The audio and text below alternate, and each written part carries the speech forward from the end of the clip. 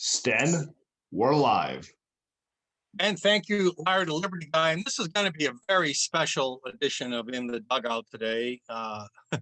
We're actually going to be releasing to you in just a little while and showing you a world premiere performance by a Rhode Island artist, an opera singer by the name of Claire Stockmuller.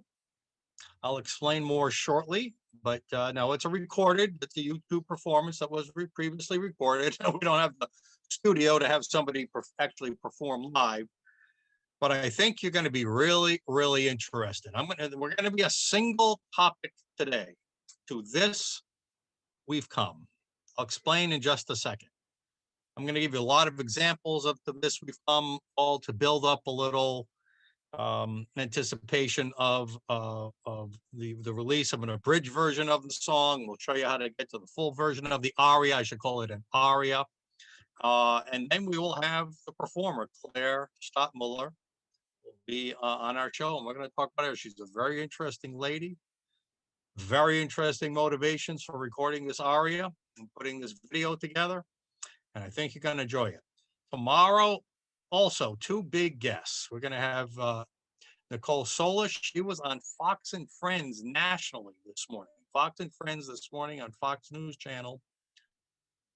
She's actually being threatened to be sued by the South Kingston Town Committee just for asking a lot of questions about her kids' education and putting in open records request, which is a legal procedure that the public can take advantage of.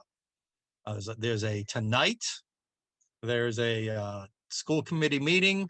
I can't imagine they're going to go through with a lawsuit after all the attention this has received. She's fought back. She stood up for them. She's been on local news. She's been on national news. We'll find out tomorrow when she will be our guest on this show to hear exactly what happened and to hear her thoughts about the whole controversy with them. And again, another Rhode Island town, progressive leftists advancing this woke agenda have embarrassed the town of South Kingston, embarrassed them, national news. Imagine that, a local town threatening to sue a concerned parent. And when I tell you what I think's behind it tomorrow, I think you'll be even more interested. Okay, back to today. So today we are going, I don't know, like baseball, some say hitting a baseball like I could do fairly well is an art. But we're going to go to the real arts today. We're actually going to have an opera singer, and we're going to show you her performance of the aria, originally written in the 1940s. It's called To This We've Come. This performance, while the aria itself is 70 years old, and while Claire recorded the piece in August, this will be its world debut as an aria for freedom. And today, and in many interviews to come, we're going to, because this is so cool, this song is so powerful that we can't possibly break it down in one segment in the show. So we're going to have Claire back repeatedly to break it down and to talk about how this song written way back then is so relevant. Again, an aria. See, now I'm wearing this Harvard cap. See, this is exactly why I'm wearing it. I'm not a cultured guy, right? I do not know a lot about the arts, paintings. I took a classical musical course at Harvard, really enjoyed it. Obviously I've seen some operas. Phantom of the Opera is one of my greatest all-time anything, songs or arias or plays or operas. But I really don't know much about the art. Even though going to a place like Harvard, I was hoping I would learn some more about them. That was one of my objectives. I didn't learn a lot. I focused a lot on my economics degree, and I focused a lot on playing baseball and basketball. But I'm wearing the Harvard hat today and the shirt to focus on how this is an artsy thing and how rare is it that the arts, which is usually, right, in our minds, your mind and mine, we associate the arts and artists largely as coming left wing. Well, we've got a real libertarian here, and she used to be left wing. So we'll talk about that with her in a little bit. All right, so to this we've come. Arias for Freedom, the song you will hear in about 15, 20 minutes, dramatically portrays humanity's struggle and inevitable victory over the forces of tyranny in response to COVID-19 pandemic.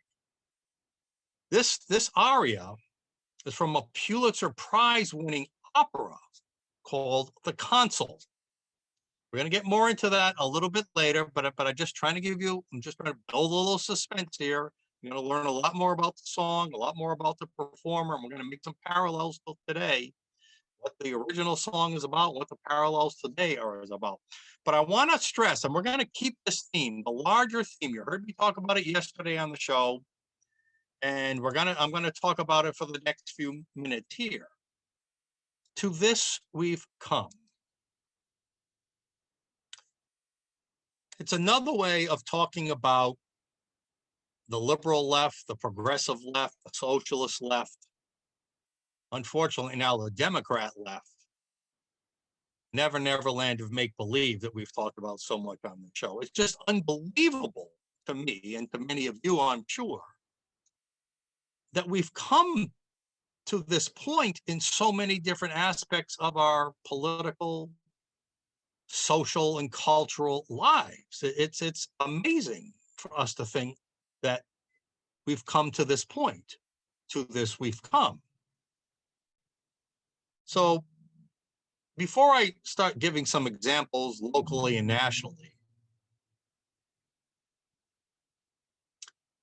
send us an email to dugout@rifreedom.org after the show, and let us know what you are amazed at to this we've come, that you can't believe to this we've come, this point that these things are actually happening in our society or in our politics or in our communities, in our schools, in our businesses.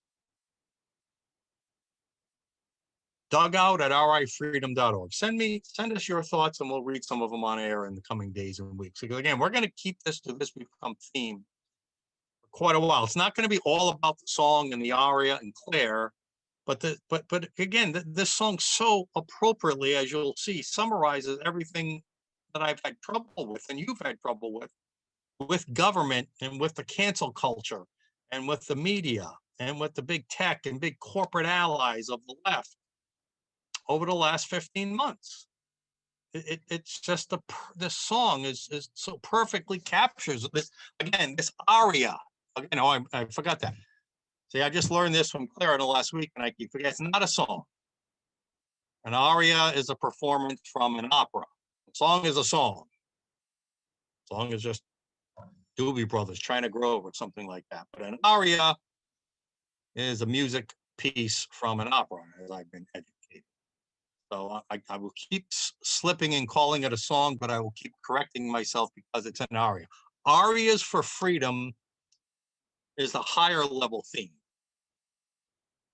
And with Claire and with others, we're going to search for other arias for freedom. This will be, in a few minutes, the first ever Aria for Freedom performance of To This We've Come.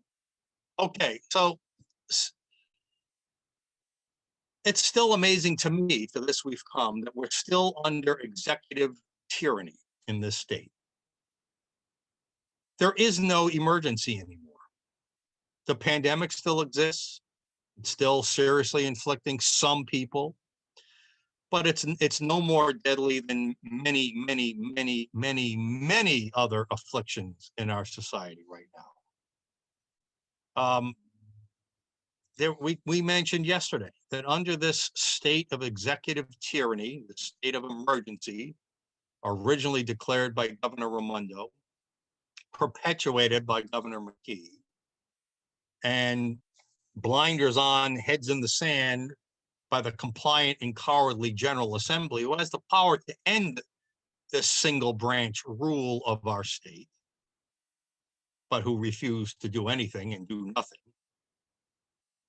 Rhode Island leads New England in executive orders issued, 170 executive orders, but this is despite no emergency. Let's take a look at, I like this Channel 12, WPRI 12, a summary page. Here you can see, look at the number of vaccine doses being issued. People just aren't worried about it anymore. People aren't getting tested. People aren't getting vaccines anymore. Governor McKee said he wanted 70% of the population. That's just an arbitrary number he picked before he would end the state of emergency. We're leveling off right here at below roughly 57. You can see 57.5%. That's percent of the population. Look at the cases. New cases are basically down to nothing. We had 4 on Monday, 4 new cases. And those aren't necessarily even people that are sick. Deaths are alternating between 1 and none. And as we know, those just could be seniors who would probably be, many of whom would be unfortunately dying anyway. Hospitalizations are down to under 50. New hospital admissions every day are almost down to nothing. Intensive care is down to under 10 now in the state, 9. And look at these positivity rates. 0.8%, 0.3% yesterday or Monday. Even first time positivity rate is 1.8%. There is no emergency. To this we've come, that we have a governor who continues to rule in a dictatorial, tyrannical fashion, despite the fact that there's no tyranny. I mean, there's no emergency, yet he's ruling under a state of emergency. Again, look at the number of tests taken each day. Almost, that means people just aren't worried about it. They don't think they're sick. They're not feeling sick. They're not worried about it. There is no emergency anymore, yet we are being governed under a state of emergency. To this we've come. Now, speaking of tyranny, and as I mentioned in my open, tomorrow's guest will be Nicole Solis. This is the Rhode Island mom who was threatened to be sued by the town of South Kingston just for asking questions, putting in records requests to the town. She appeared on Fox News this morning. The government bullying, tyrannizing a concerned parent. To this we've come.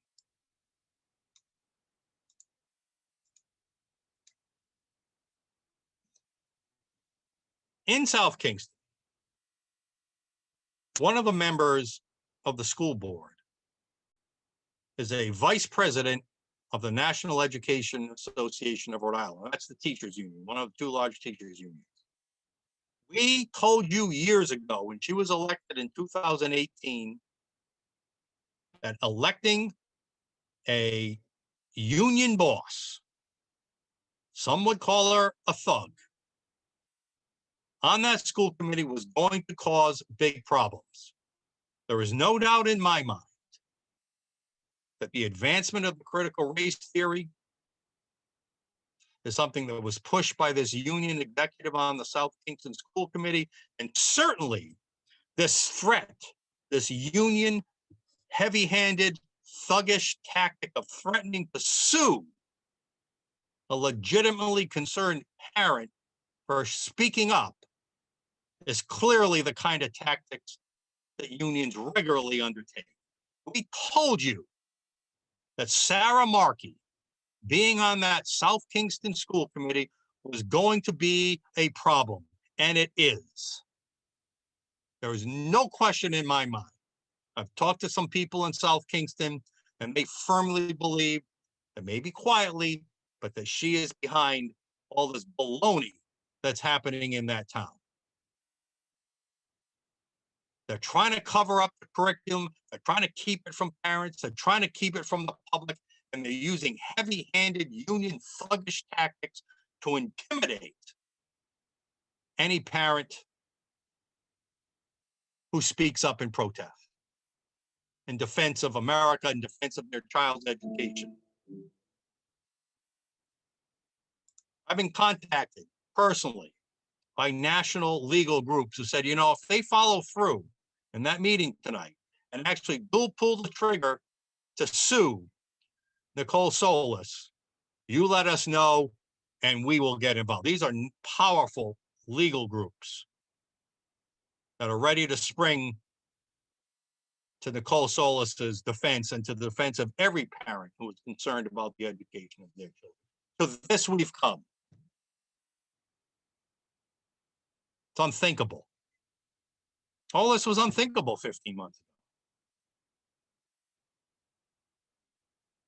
We saw the stories in the last month about the CDC's language. I mean, the CDC inserting language from the teachers union into its advisories when it comes to schooling and COVID. The teachers union controlling the CDC. To this we've come. This is the politicization of medicine.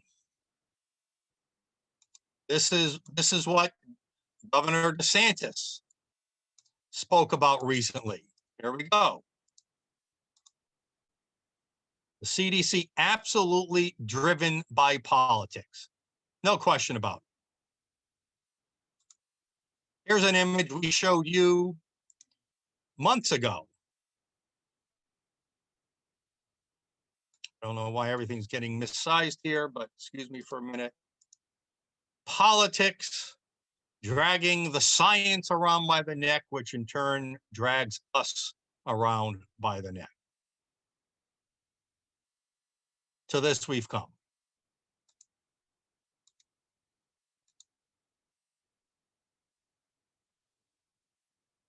And you might have heard on the radio today that still the teachers unions, despite all the evidence against it, are going to push for students and staff and faculty to wear masks next fall.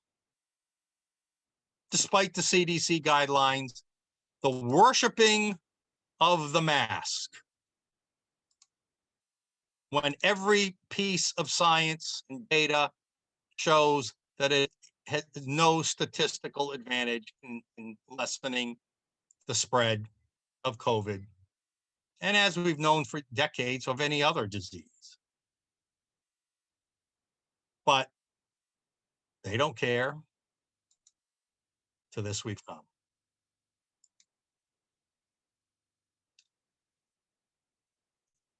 We know vaccine passports are coming. Vaccine passports are one of the topics that will be covered in the song you're about, in the aria you're about to hear. And we know they're coming. We know countries are starting to adopt them. We know cruise lines are starting to adopt them. Lord knows what else, who else is going to adopt them. The pressure is going to be enormous to invade your medical privacy and to potentially prohibit you from participating fully in society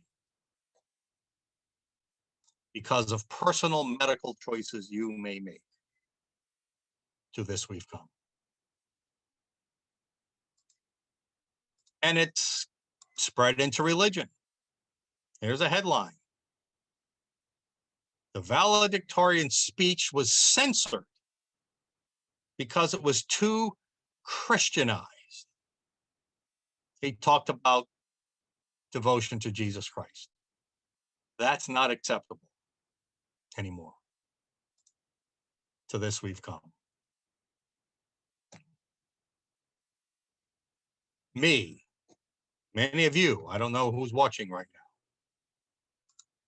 now. We are the biggest threat facing the United States, says our president, that white supremacist terrorism, the greater threat than ISIS and Al-Qaeda. I mean, what never land and make believe do these people live in? To this we've come. I mean, the list goes on. I'm not going to show you any more pictures, but let me talk about a few more things. The head of Rhode Island Black Lives Matter said that the U.S. military has a white supremacist problem. Did you see the advertisement comparison between the Russia and China advertisements to recruit people into their military? Tough men and women out there fighting, doing their exercises, getting stronger, firing their weapons. And yet our U.S. Army shows this cupcake, snowflake video, a cartoon of, I don't know if it was trans but somebody LGBTQ with single sex parents. And that was our ad. Who's going to win the next war? To this we've come. We're incentivizing, the government is incentivizing people to stay home and not work while we're trying to recover from a pandemic and get back on our economic feet. They did a survey. Which of the following factors are slowing the economy in your area? A survey of business people, 90.5% said lack of available workers because they're being incentivized by our government to stay home. To this we've come.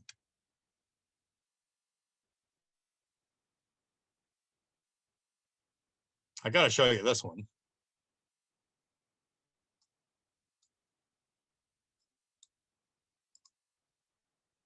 Biden administration to cancel drilling in the Anwar refuge in Alaska and the oil and gas leases because they want to save the polar bears, whose population, by the way, has doubled, tripled, quadrupled in the last decade anyway. There's no danger to the polar bear up there. This piece of land, this Anwar province, is 1/10,000th of the acreage or something like that. Some minuscule amount of the acreage up there. And they're trying to claim it's going to hurt the polar bear somehow. And by making ourselves less dependent on our own, or less independent when it comes to oil, by not being able to produce our own energy, we're going to be more reliant on Russian and China energy sources, because we know that the green energy can't fill the gap yet. This is a self-inflicted wound. This is another step towards self-suicide. I guess that's the same thing. I guess that's it. But to this we've come. Cancer is a winner under the pandemic lockdowns. Not the battle against cancer, cancer itself. Because we locked down people, there was a global drop in access to cancer care. Because we were so frightened of something that ended up, we knew early on, wasn't going to be nearly as deadly as we had feared. But yet, for political reasons, we move forward. To this we've come. Crime is up. The myth of systematic police racism and the push to defund the police has led to increased crime in those towns that defunded the police and across the country. And now, believe it or not, hopefully on their knees, they're coming back, and some of these cities are rethinking their misguided defund the police effort. To this we've come.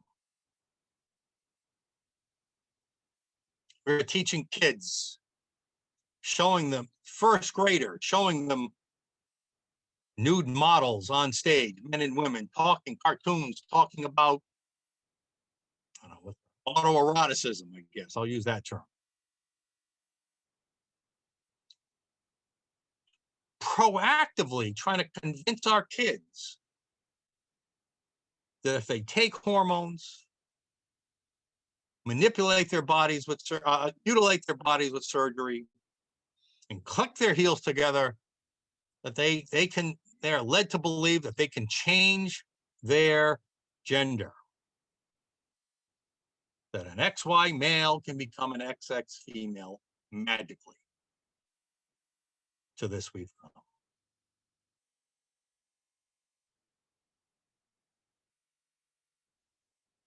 So it is now time to play for you, before we introduce our guest, and you'll meet her very shortly, the aria, To This We've Come.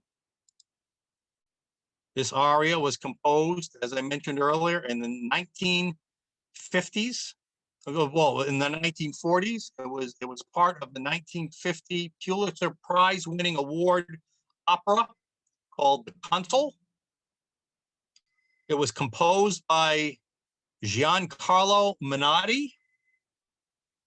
And this performance, you will see both the singing and the visuals that you'll see, the imagery, were put together in this world premiere Aria of Freedom performance by Claire Stockmuller, who you meet shortly. How can you see it? Well, let me show you. You can go to oceanstatecurrent.com, and you will see right at the top, Arias for Freedom. Click on that, and we have two versions of the aria. This is the abridged version. This is about 2.5 minutes long. We're going to play the whole abridged one for you in just a minute. Just below it is the full-length version. It's about 7.5 minutes. But we want to play you a few highlights before you meet the performer. So here you go, the world debut as an aria for freedom of To This We've Come, performed by Claire Stockmuller. To this we've come, that man be born a stranger upon God's earth, that he be chosen without a chance for choice, that he be haunted without a hope of refuge. To this we've come, and you too shall weep. If to men, not to God, we now must pray, tell me, secretary, tell me, who are these men? If to them, not to God, we now must pray, tell me, secretary, tell me,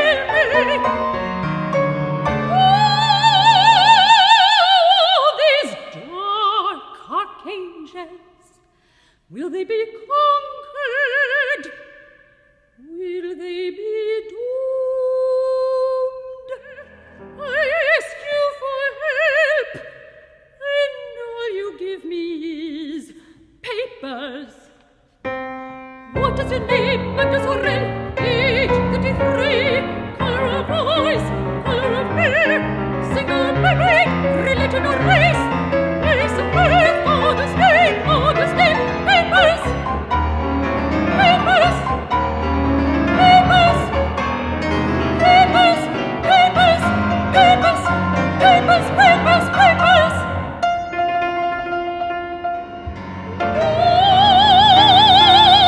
Oh, they will come, I know. In hearts of flame will burn your paper chains.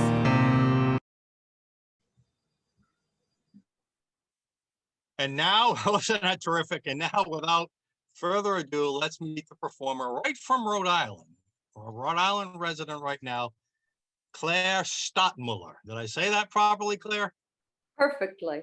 All right. Perfect. And Claire, thank you so much for your work on this. Where are you, by the way? You're a Rhode Island resident and you live if you want to say, or In Cranston, in yeah. oh, Cranston, like me. Okay, great. The very western part of Cranston.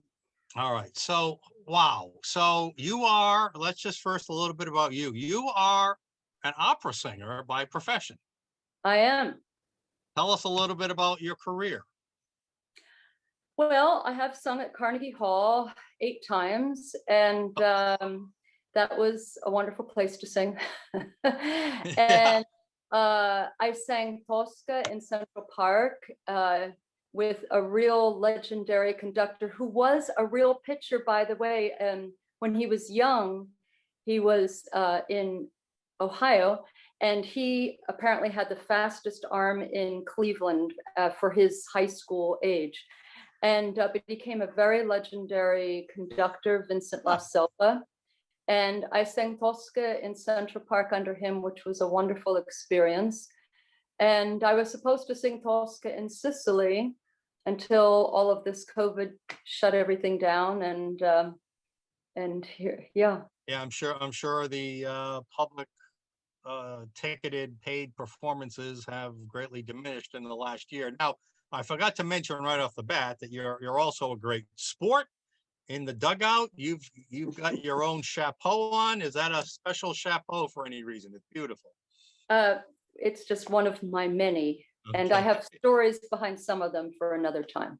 Well, as I told our fans, and soon, well, as I told our supporters, soon to be your fans, that we will have you back on and we'll talk about those. All right. So you describe yourself as a soprano opera singer, but you also call yourself farm girl by day, diva by night.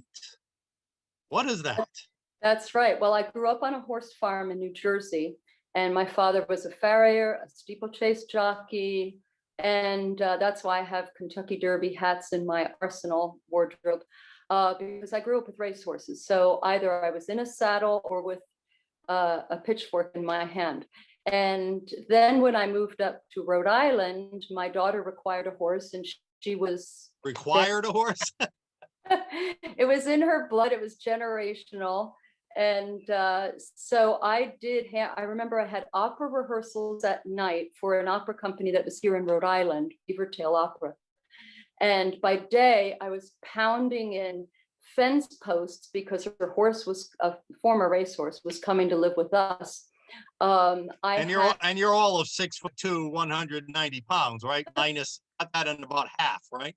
110 pounds. Yeah, I am an anomaly and of course, if I had a nickel for every time that someone said, when I said I'm an opera singer, if I had a nickel for every time someone said, but you're so skinny, I'd be a wealthy woman. Now, one more thing before we get to the aria, Claire, on that. Now, every time I've talked to you, and since you told me, because I've never met you in person, but about your diminutive size, I think of Pat Benatar, who was apparently also diminutive, was classically opera trained apparently, and then went on, of course, to have an unbelievable rock career. Have you ever had that analogy of Benatar?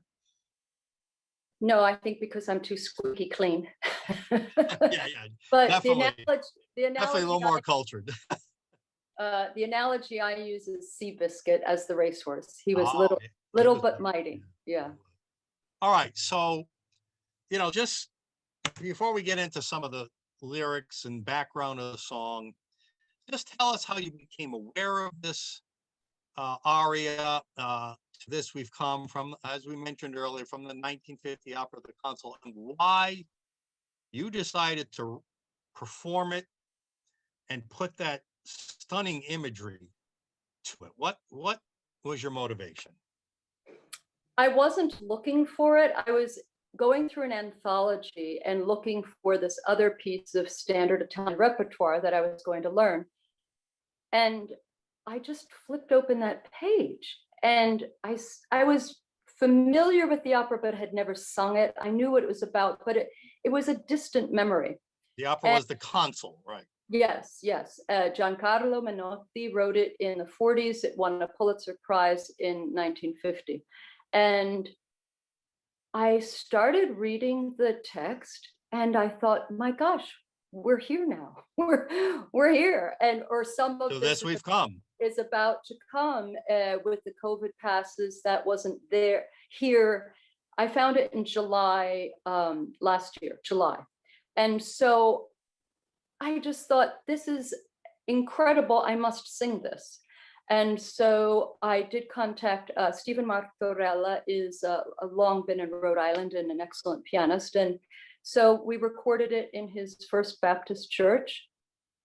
All right, let's get back to the song in a minute. But first, I want you to give us a little more background on the opera and on the song, and why it was written back then by Giancarlo Menotti.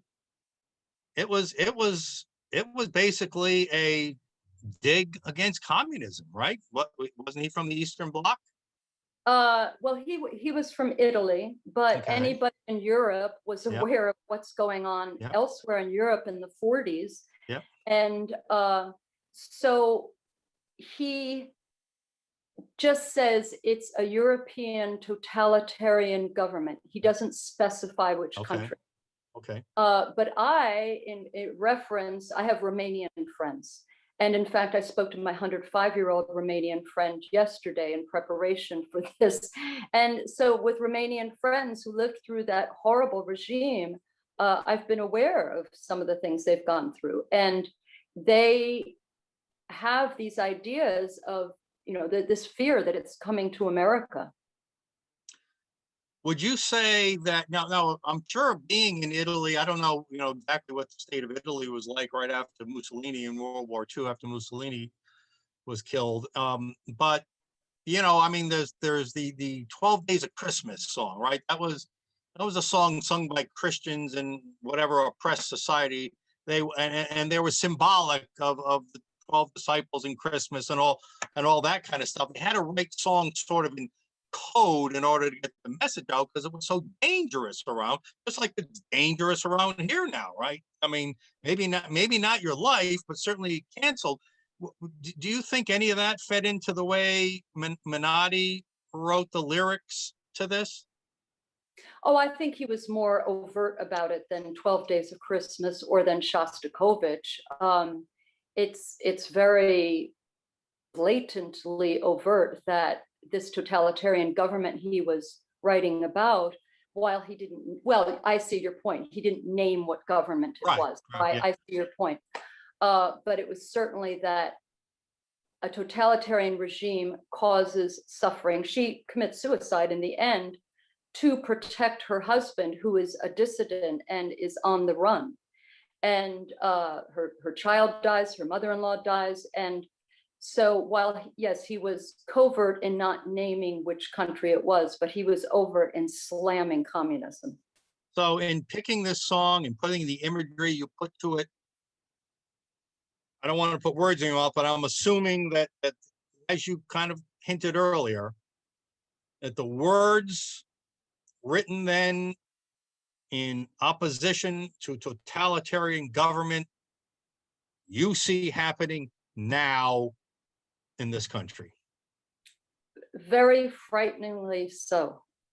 This is not something off in the future. We've right now got bills that in Rhode Island, all right, maybe this will protect us from the COVID pass in order to go to the grocery store.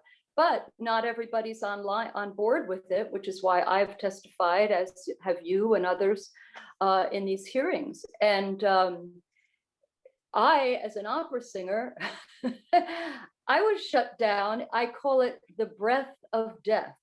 My exhalations, formerly considered melodious, are considered the breath of death. I couldn't perform. My concerts were canceled. And even now, I just became aware of the latest of the opening up of who can go where. And I noticed that for singers, other people can go places as long as they're masked or such. And it specifically said a venue with singers, you can only go if you're vaccinated. So I, as a singer, I can't go. I can't make music. And to not make music for all of this time it's like having an amputation. Yes. Now, you yourself are a fascinating story. You've told me that, maybe 15 months ago, maybe even less than that, a year ago, you were a member of the, what you would call the environmental left.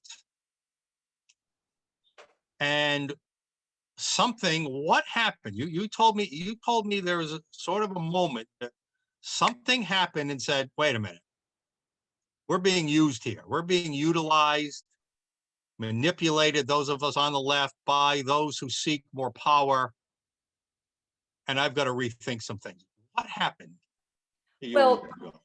the moment was when I read that on May 1st, 2020, HR 6666 was written. Yeah, there are no mistakes in this. And No coincidences, huh? was written by Bobby Rush, a Democrat from, is it Illinois? I think it's Illinois, it could be Michigan. He had been in Africa with the Gavi Foundation, and there are a lot of payoffs and such. And I noticed that it was all Democrats sponsoring this bill.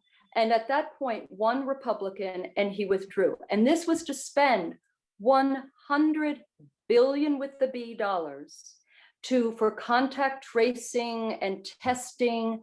Now, as an opera singer, I don't have things shoved up my nose. An opera singer's nose is really important, and I have quite a spectacular one. There's another one if I had a nickel for every time, but Greek German, that's where it comes from, folks, the Greek nose. Here it is. Okay. So I do not have something shoved up my nose. Our noses, our sinuses are very important. And so $100 billion to trace us with the PCR test that's irrelevant and inaccurate, and spending that kind of money, why not spend the money on vitamin D, vitamin C, people getting out, coaching on this? And we want to invade your privacy rights. Exactly. And so then, I just thought, who are these people? Who are these? Like the song says, who are these dark archangels, right? Who are these people? Yes. And when I saw that it was only Democrats, I thought, I've been in this club. I've been in this club. And so, I was raised, my mother loved Hubert Humphrey, her dying words on her deathbed in October 2019. She came out of her comatose state.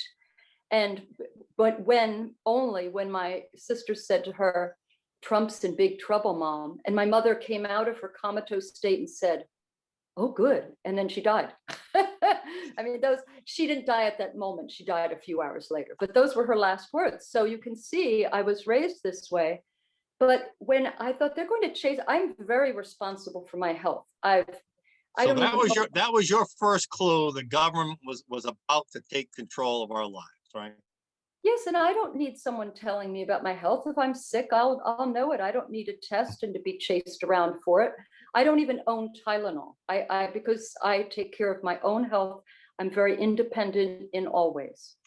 All right, before we get into some of the lyrics, again, just one more time, I just want to crystallize this. So we've talked about the original lyrics. We've talked about your little conversion, a big conversion, I should say. But again, what message do you have for our viewers that connects the original work to today's world? What is the message you're trying to get out by performing and putting that aria and putting together that imagery? Fortunately, this aria does have an ending of hope. Yes. That neither ink nor seal, our hearts of flame, will burn your paper chains. Neither ink nor seal will keep us. And so that's encouraging, because sometimes I am very discouraged because, I was made unemployed by this whole, my students left because they didn't want to have lessons on Zoom.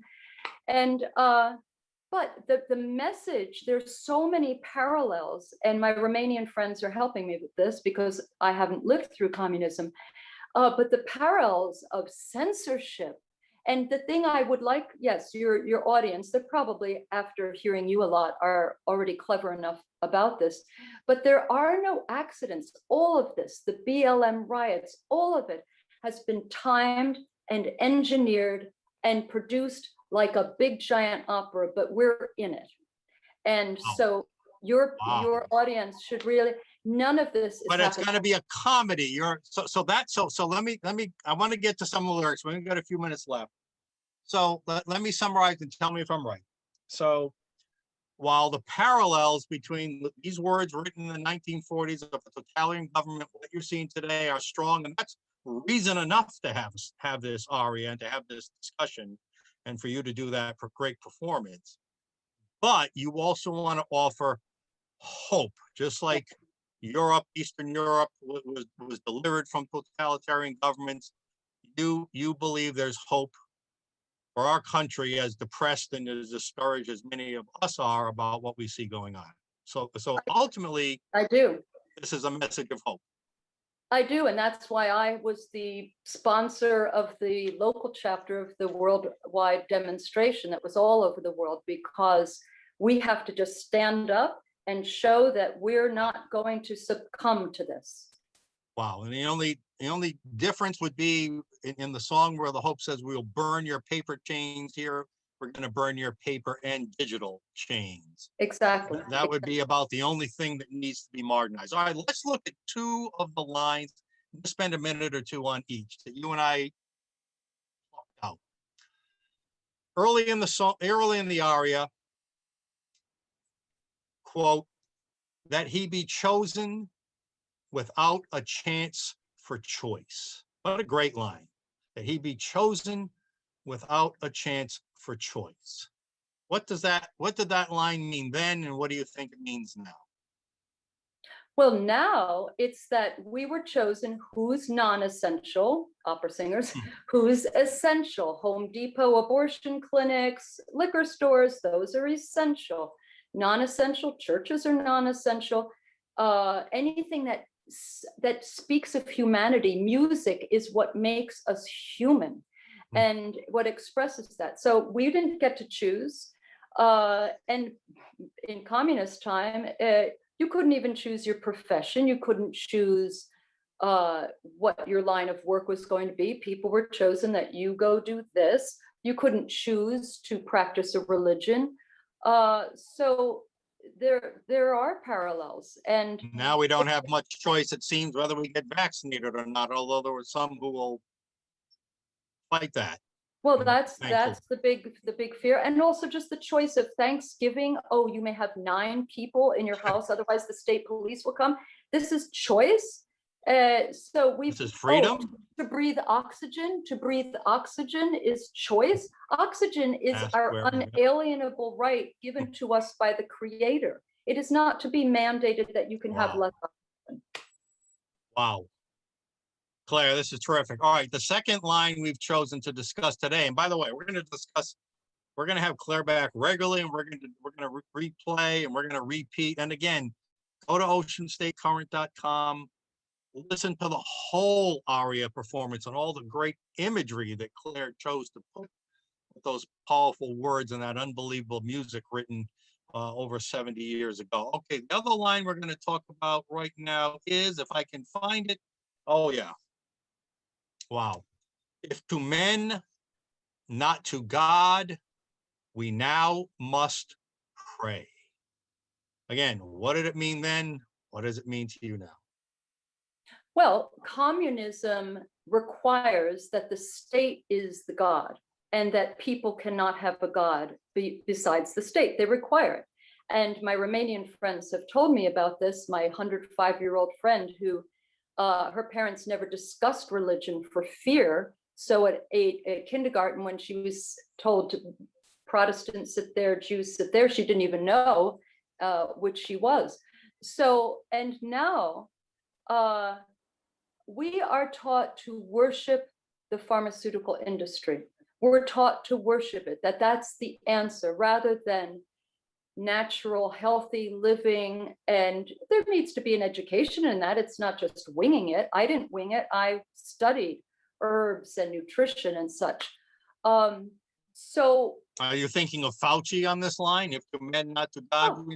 we now must pray? yes, all the people would stand by Fauci, and he's a criminal. And then making donuts, the irony of that, instead of healthy eating, Wait a along minute, with, wait a minute, I got a criminal? oh, you didn't know? All right, well, we'll talk about that another time. Now, let me amend the word, because I'm sure it would have the same meaning. If to men and their institutions and their man-made institutions, not to God, we now must pray. Would you agree with that? Yes, because we're being controlled, and well, there's propaganda. I haven't had a television since 2010. So I think that's why I'm immune, partially just because I'm too bloody independent to buy anybody's propaganda. Well, I did for a while, didn't I, when I was a Democrat? So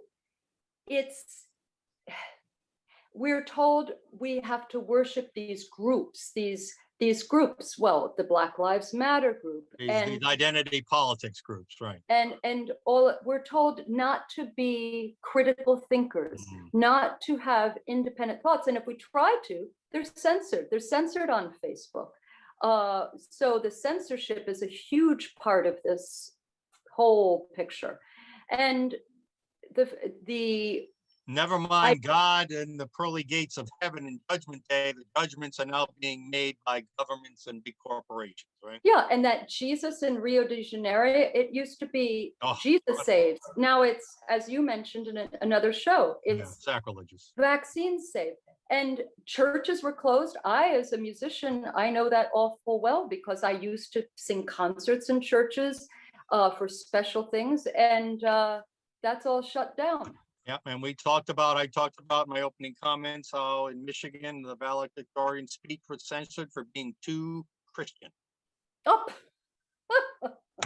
of a high school. yes, that's similar to being too white. Coca-Cola told their employees, you can't be too white. She is Claire Stockmuller, farm girl by day, diva by night, performer of To This We've Come. Claire, you are an absolute joy. We will have you soon back on the show. Thank you for being with me. Thank you. And thank you on behalf of all our audience for being on In the Dugout. Wow, isn't she terrific? And as we said, you'll be hearing more from Claire. To This We've Come, you're going to be hearing a lot more.